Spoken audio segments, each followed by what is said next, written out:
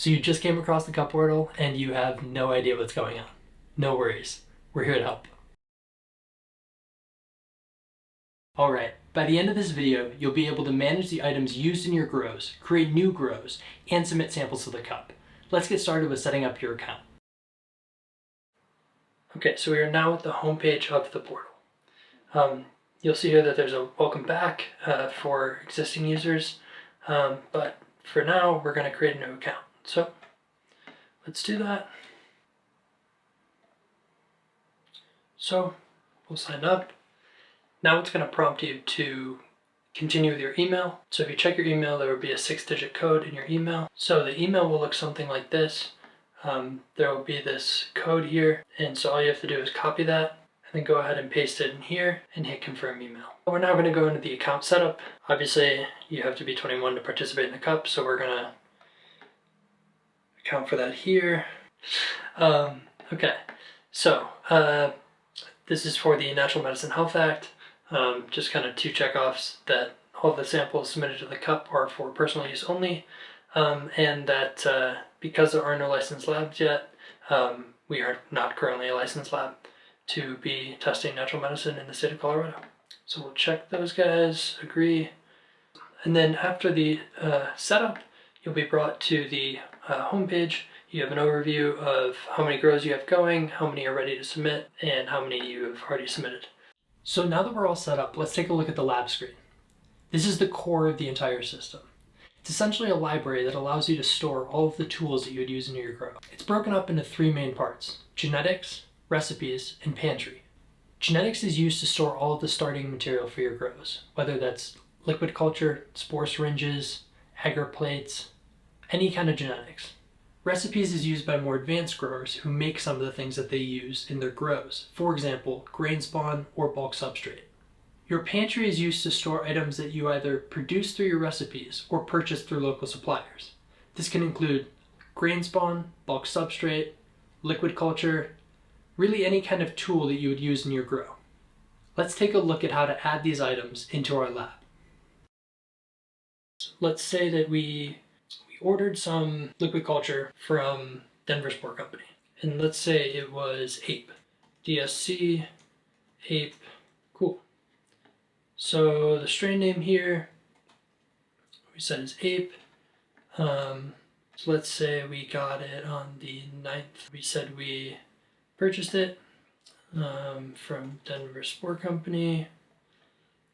We said it was liquid culture, and we said we got 1 syringe. With most liquid cultures that you buy online, they're usually 10 ml syringes, but in looking at Denver Shroom Company's website, they are actually 12 ml syringes. A cc and a mil is the same thing. So let's go ahead and add that in. Perfect. And you can see here that we now have this liquid culture in our library here. Let's add a new pantry item. Let's say that we were out shopping and we went to Full Canopy to pick up some bulk substrate. Let's call it Full Canopy bulk sub. Say we got it on the 2nd. It's bulk substrate and we purchased it, getting it from Full Canopy. The company's items will populate here. So this is that sterilized bulk substrate. The container type of this is in a bag. Say we've got 2 of them. These are 6-pound bags, and pound somewhere here. Yep. So we'll save that now, and so we have this bulk substrate from Full Canopy now. Now for our grow, we're also going to need some grain spawn. So let's get that going. Let's say we got this from Colorado Cultures. Cool.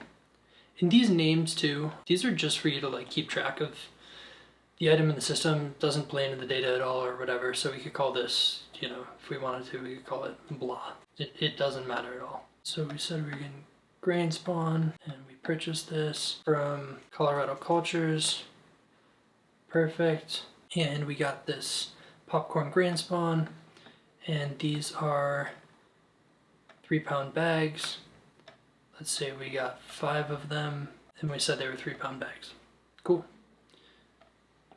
We have our inoculate and we have our bulk substrate, we have our grain spawn, so technically we are ready to grow. But while we're in this lab, let's cover recipes. So recipes is going to be for all the growers who are creating their own grain spawn or bulk substrate, and then you can take these recipes and you can add items to your pantry using them. So let's just create a really simple basic CVG.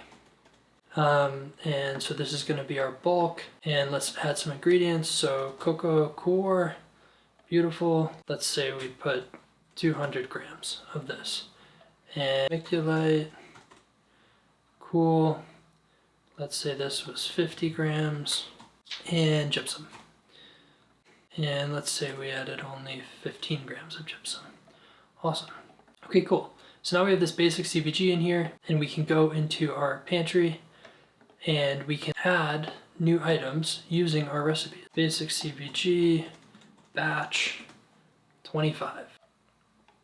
And let's say we made this on the 4th. It is going to be bulk substrate, and we produced this. So now, because we have a recipe, we can use that recipe in our produced pantry items. And let's say we made this in a bag so that we could sterilize it. And we made one bag, and in each bag was 500 grams. And we can save that. And so now we have our own homemade CVG batch. You'll see that it looks the same as the bulk substrate from Full Canopy, except that here you can see this was purchased from Full Canopy. This is using our own recipe. So we are now ready to grow. So let's jump into grows. The grow screen is just that. It's your grows. It's the place to store all of the associated information with your grows, all of the details about storage and drying, which substrates you used. So let's dive into it. Okay, so as you can see, we're sitting here at the grows page. We don't have any grows yet, so let's start our first grow. Let's give it a name. Again, this is just whatever you want to call it to keep track of it in the system. So we'll just call it demo grow. And let's say we are starting that yesterday. So now you can see here we have an overview of our grow that we're about to save. So let's just save that. Perfect. And now you can see here we have our demo grow. It's not started yet, so let's do that. And you can see here on the left hand side you have all of the steps associated with growing. It's important to fill out the data in these steps in order. So let's start with inoculation. So we can now go in here and use the genetics that we entered earlier as our inoculate. Perfect. Let's move on to grain spawn. See, the first thing is a switch denoting if you use an all-in-one bag. If you check that, all of this information will go away because the bulk colonization portion of this will then be viewed as the area where all of that information goes. But let's uncheck it and start entering some grow details. So we have our grain spawn that we entered before that we can now use from Colorado Cultures. Perfect. And let's say we inoculated on the 24th. Let's say we put in 5 mils of our 12 mil syringe. And let's say we used a mason jar. And this is the air filter that would be on top of the mason jar. Say I use a syringe filter for this 0.2 micron self-healing injection port, sure, in the lid of the mason jar. We first saw mycelium, say on the 25th, and the full colonization date was August 8th. We save that, so now we have all of our grow details here with grain spawn. Let's move on to bulk colonization. So we have our bulk from before. We have both the CVG batch that we made as well as the one that we bought from Full Canopy. Let's go with the Full Canopy one. The inoculation date, go with the 10th. And this inoculation date is describing when you inoculated the bulk substrate with the grain spawn. Obviously, if you're doing it all in one bag, this inoculation date will be the date that you injected the all-in-one bag with spore syringe or liquid culture or what have you. Okay, so these percentages here were my best guess at trying to ascribe how much nutrients are in the substrate itself. And so there's a certain amount of nutrients coming from the recipe of the grain, and there's a certain amount of nutrients coming directly from the bulk substrate itself. And those two are mixed together in a certain ratio. And a lot of people are not weighing this out when they're doing it. Most people are eyeballing it. So percentages seemed like a good way to fit with the eyeballing. So let's say out of all of the bulk substrate that we have in that 6-pound bag, we added 50% of it. In terms of the percent of available grain spawn, this is very similar to what we just did above. Let's say we added 30%. And let's say that this bulk fully colonized, say the 14th. Perfect. And moving on to fruiting. This will describe all of the details around the tail end of the grow right after you move into fruiting conditions. So let's say we moved into fruiting conditions on the 16th. Let's say we did use bubble tech and we applied the bubble wrap. Maybe it was stalling a little, so we applied it on the 18th. And these are all similar. You can go through and add anything that you did during your fruiting condition period. And this one here is important for all-in-one bags. If you cut it open a little bit and use Toady Tech, then there's a place for that. And so let's say after entering fruiting conditions on the 16th, we saw our first pins on the 20th. Let's say 2 days later, we had our first fruit. Cool. So let's save that. And then now we are in harvesting and we can start adding flushes. And so as you harvest, you can just come in here and add a new one. Let's say we harvested for the first time on the 21st.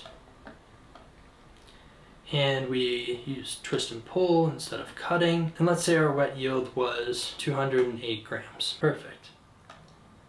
And so now we have our first flush. We can also add another flush. You can add as many of these as you want. Harvest on the 30th. We cut this. This is describing how you got the mushrooms out of the tub or the bag. Some people like to cut them at the base, and some people will use the twist and pull. So, and let's say this one was a little smaller at 170 grams. Cool. And you can just choose to, So now we go into drying, and any flushes that you put in the harvesting stage will appear here, and you can add drying details to them. Say we dried this on the 23rd, and let's say we dehydrated these for 24 hours at 107, and that 208 went down to 67 grams. So now we have those drying details here. We can now store that same flush that's now dry somewhere in here.